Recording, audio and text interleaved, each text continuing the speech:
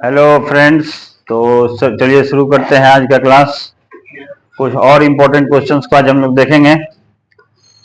ये सारे जो क्वेश्चंस हैं वो प्रीवियस ईयर के क्वेश्चन हैं, बहुत इम्पोर्टेंट और एग्जाम में आपके आने वाले क्वेश्चंस हैं।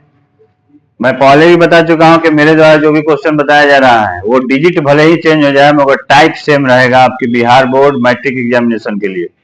चाहे डिजिट कितना भी चेंज करे मगर पैटर्न क्वेश्चन का तरीका, आस्किंग क्वेश्चन का टाइप, यह सब सेम रहने वाला है। तो चलिए शुरू करते हैं बिना समय गंवाए।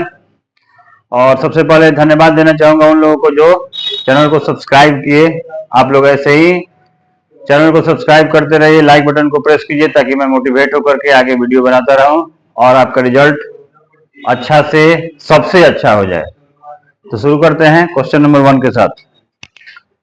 क्वेश्चन 1 कहता है द्विघात बहुपद x square plus 11x plus 30 के शून्यकों को ज्ञात करें।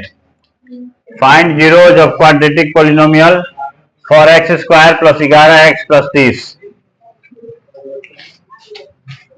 तो देखिए यहाँ क्वेश्चन हमारा है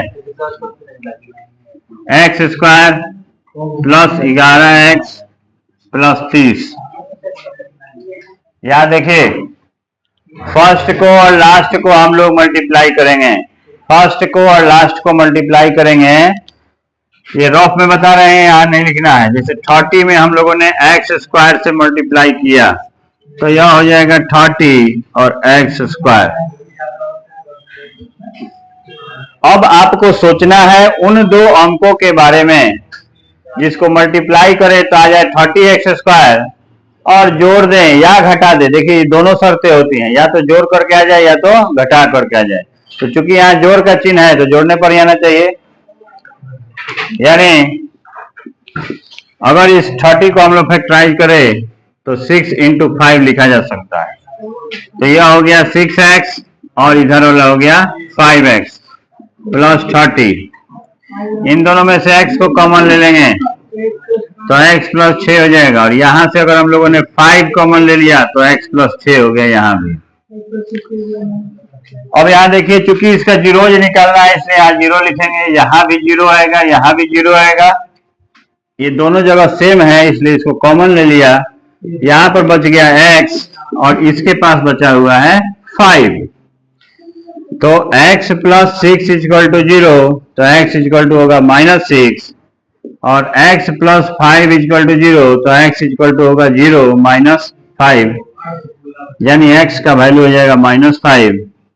यहाँ भी आप एक स्टेप बढ़ा सकते हैं, 0 - 6 लिखेंगे यानी x का वैल्यू होगा -6। तो आपके दो जीरो जो है वो आ गए। जीरोज क्या क्या हो गया, शून्यक क्या क्या हो गया देख लीजिए। शून्यक जो है आपका हो गया -6 एंड -5। हिंदी में बात करें तो -6 और -5। आप अंग्रेजी के शब्दों का प्रयोग करेंगे साइंस में और बिहार बोर्ड के मैथ में तो आपके मार्क्स डेफिनेटली पहले से ज्यादा इंप्रूव होंगे। चलिए देखते हैं क्वेश्चन नंबर 2 क्या कहता है। तो देखिए क्वेश्चन नंबर 2 हम लोग क्या देखते हैं, इसको देख रहे हैं। क्वेश्चन नंबर 2, भूमि के एक बिंदु से जो मीनार के पाद बिंदु से 60 मीटर की दूरी पर है। देखिए कोई पॉइंट है जो जमीन पर है, कोई पॉइंट, और जो मीनार है जो टावर है, इंग्लिश में टावर कहेंगे इसको, तो 60 मीटर की दूरी पर है। मीनार के शिखर का उन्नयन कोण 60 डिग्री है। मीनार की ऊंचाई ज्ञात करें। देखिए तो पहले तो हम एक बार पहले भी आपको बताए थे कि ऐसे जब क्वेश्चन मिले तो सबसे पहले फिगर को ड्रॉ करना सीखिए। मान लीजिए कि कोई पॉइंट है और इसी पॉइंट पर टावर है।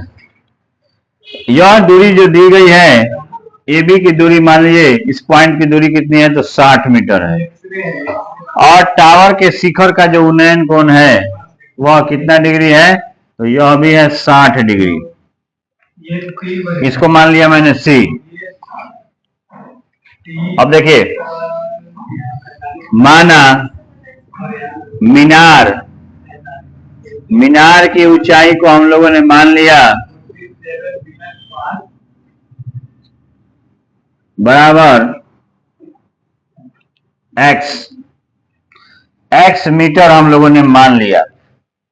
माना मीनार की ऊंचाई बराबर x मीटर। ये जो दूरी मीटर है वो किस में मान लिया, x मीटर मान लिया इसको, यानी AC की जगह पर हम लोग x लिखेंगे।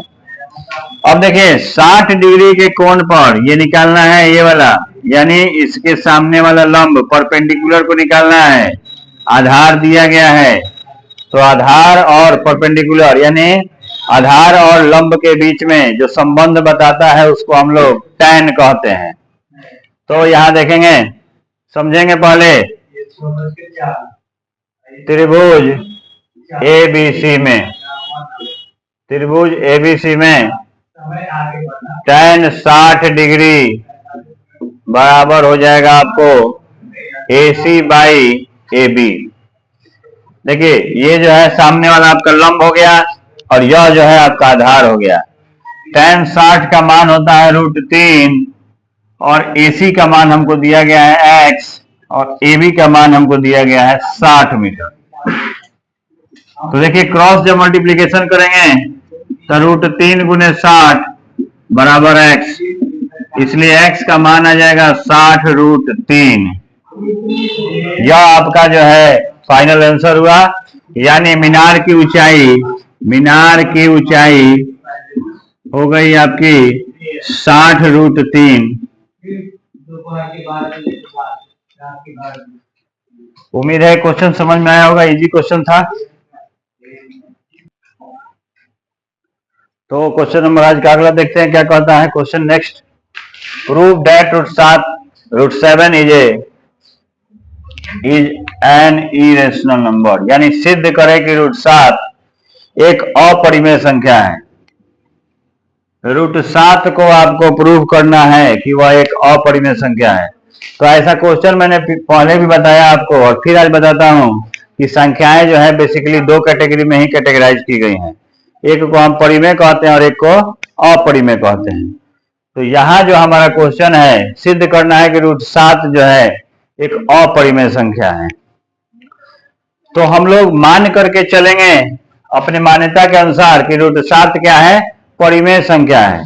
तो यहाँ मान लिया कि यदि संभव हो, देखिए हल में हम लोग चलेंगे तो लिखेंगे यदि संभव हो तो माना कि √7 एक परिमेय संख्या है। परिमेय संख्या है। हम लोग मान लिए कि √7 जो है एक परिमेय संख्या है। यदि संभव हो तो माना कि √7 एक परिमेय संख्या है। तो परिमेय संख्या की परिभाषा कहता है कि उसका मान जो है p/q के रूप में आना चाहिए। अब चूंकि यहाँ वर्ग है तो इसलिए इसको क्या करेंगे, वर्ग, यहाँ वर्गमूल है तो वर्ग करने पर, यानी इसका वर्ग कर देंगे, इंग्लिश में बात करें तो स्क्वायर कर देंगे। वर्ग करने पर स्क्वायरिंग बोथ साइड, यानी दोनों तरफ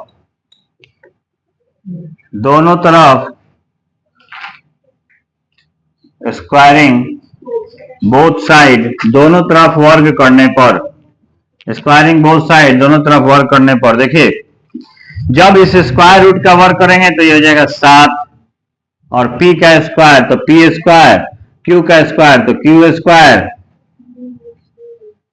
अब यहां देखेंगे हम लोग तो हम इसको 7 = p square by q into q लिख सकते हैं। एक q को हम इधर भेजेंगे तो 7 × q = p square by q, या सिंपली आप यहां से भी क्वेश्चंस को सॉल्व कर सकते हैं।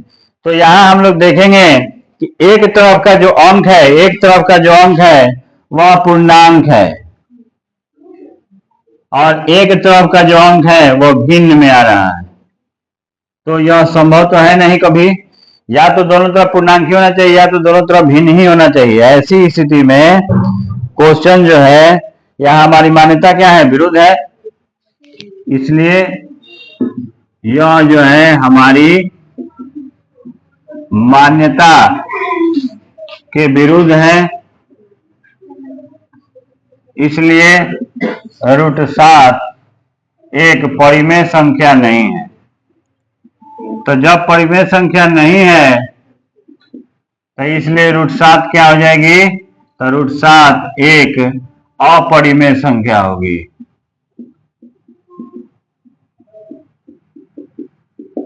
आप लोग कमेंट्स में जरूर बताइएगा, अगर क्वेश्चन में कहीं डाउट है तो मैं फिर से इसको दोबारा बताऊंगा, क्योंकि इस पर क्वेश्चन बिल्कुल 100% रहेगा ही रहेगा।